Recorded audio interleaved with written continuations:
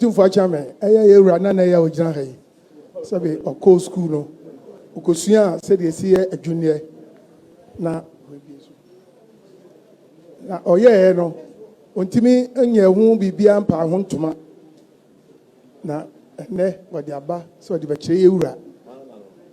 Se o ma no kwan a ode mfonyi a waye yi eba bekyere no na de waye so a ode ma ewura so enu ne na oba na ode abekyere no. No ba na man. Ompa ntoma. Your friend is saying, if you be mu.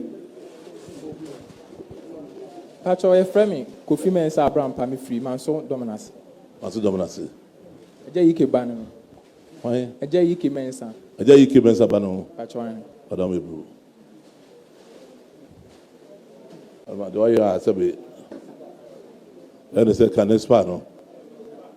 I don't mind.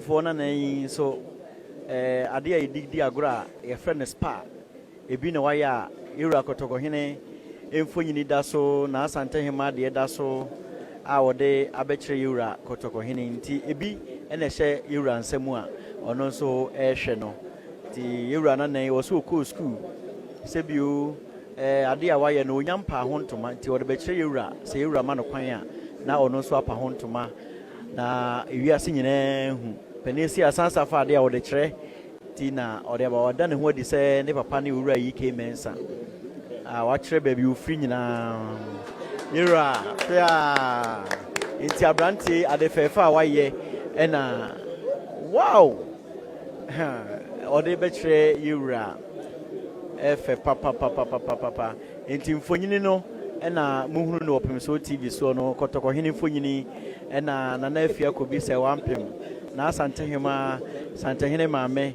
enso emfunyini ena edaso no okomfa no chi obri komfa no ache kwanfre ono ne chechira Asante twa Asante mafruma ono so edie ena ho se ukra asesedwa se bibru oda eso no efe papa afi Asante anian ma wakeka aka abomu dia ya anwene eno so wo mfimfini ho akiri enchekra no mobehu opemso TV so a ode ebeto animu Asantehene na ya ma na yefe na nanom nyina agibi a se bibru wo mo hwe na omonso edi ho adanse ukude di kan e wa fimpim yenu ne aduonu nsia opemso TV so na ogusu a wo hwe medi de kwame ewu ana no ade na oye no se be ehu mfonini ade a se be ahomka yi papa se otospa na se be yewura na Asantehene ene Asantehene ashe so de nyina wo so nyina na wa ya se be se wo fie na se be wo se otospa utimi to bi na wo de aye na kama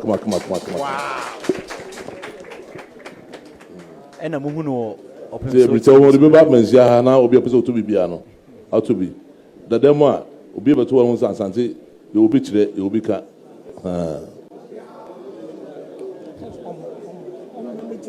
Ira da se wati da se se bra no wasi